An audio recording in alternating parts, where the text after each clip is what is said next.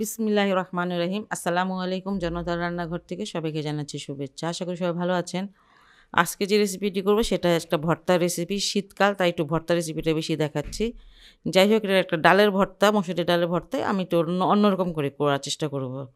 এখানে আমি প্রায় 200 গ্রাম নিয়ে নিয়েছি ডাল। ডালটা কিছুক্ষণ ভিজিয়ে রেখেছিলাম আর ভালো করে ধুয়ে নিয়েছি। এক চুটকি দিয়ে দিচ্ছি এটার মধ্যে হলুদের গুঁড়ো, আর একটু পানি দিব আমি। খুব বেশি পানি দিতে হবে না, এই প্রায় 200 গ্রামই পানি দিলাম।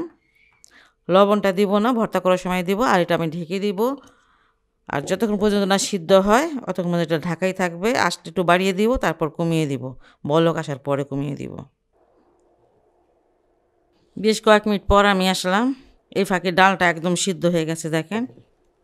ডাল যদি আপনি বেশি নাড়ানাড়ি করেন, আপনার ডাল সিদ্ধ হবে দেরি করে। আর যদি একদমই না নাড়েন, দেখেন একদম নরম হয়ে গেছে। আর এটা আমার হয়ে গেছে, আমি এখন এটা নামিয়ে নিব। একটা ফ্রাই প্যান চুলায় দিয়েছি, আর দিয়েছি যেখানে কয়েকটা মরিচগুলো আমি ধুয়ে একটু শুকিয়ে নিয়েছি।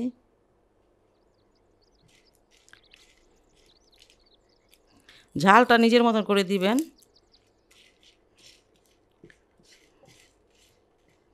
কেউ যদি শুকনো মরিচের ভর্তা খেতে না চান, সেক্ষেত্রে সে কাঁচামরিচ দিয়ে করতে পারেন। একদম কাঁচামরিচ দিয়েও করা যায়, মরিচটাকে একটু সিদ্ধ করেও করা যায়, মানে ভেজে করা যায় আর কি। যদি কাঁচামরিচটা ভাজেন তাহলে একটু আগাটা বা একটু এই সাইডটা একটু ভেঙে নেবেন, তাহলে মরিচটা ফুটবে না। মরিচগুলো আমি ভালো করে ভেজে নিয়েছি মচমচা করে, আর এটা এখন নামিয়ে রাখবো। নামিয়ে ঠান্ডা করে তারপর ভর্তাটা করব। ভর্তাটা করতে চলে আসলাম। এখানে মরিচগুলো নিয়ে নিয়েছি, একটু লবণ দিয়ে দিলাম।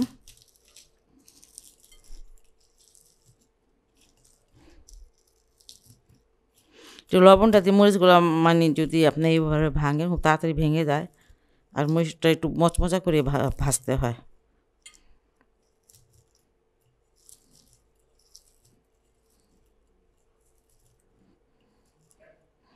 এখানে আমি 2 কোয়া রসুন নিয়ে নিয়েছি, এভাবে কুচি কুচি কেটে।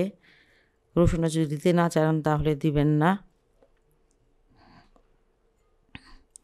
আর এখানে বেশ কিছুটা পেঁয়াজ নিয়ে নিয়েছি, 2 চামচ হবে।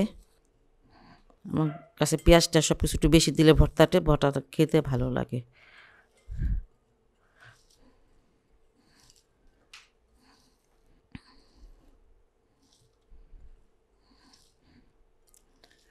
ধনিয়া পাতাও নিয়ে নিয়েছি 1 মুঠ, এটাও মেখে নিচ্ছি সব কিছুর সাথে।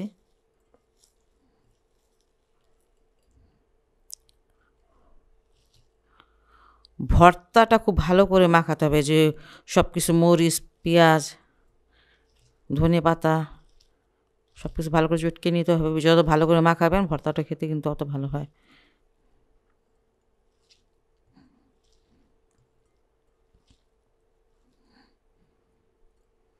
এখানে আমি একটা সিদ্ধ ডিম নিয়ে নিয়েছি, ডিমটা দিয়ে দিব এইভাবে ভেঙে ভেঙে।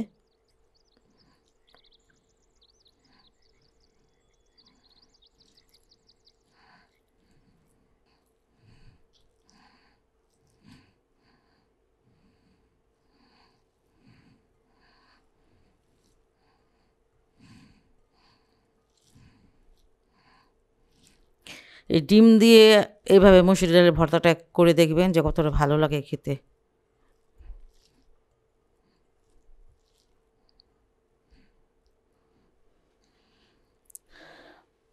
ডালটা নিয়ে নিলাম।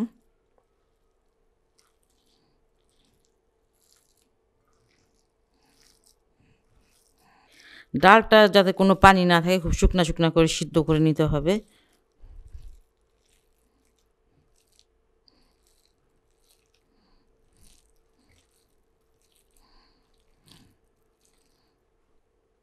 এখানে আমি দিয়ে দিব সরিষার তেলটা।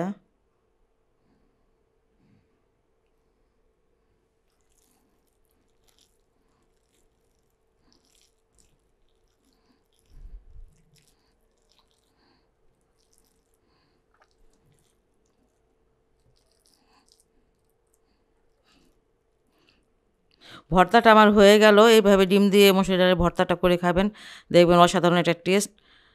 আর আমার রেসিপি যদি আপনাদের ভালো লাগে বাসায় অবশ্যই ট্রাই করবেন এবং আমার চ্যানেলকে লাইক করবেন, সাবস্ক্রাইব করবেন। সবাই ভালো থাকুন, সুস্থ থাকুন, নিরাপদে থাকুন, সবসময় দোয়া করি। আল্লাহ হাফেজ।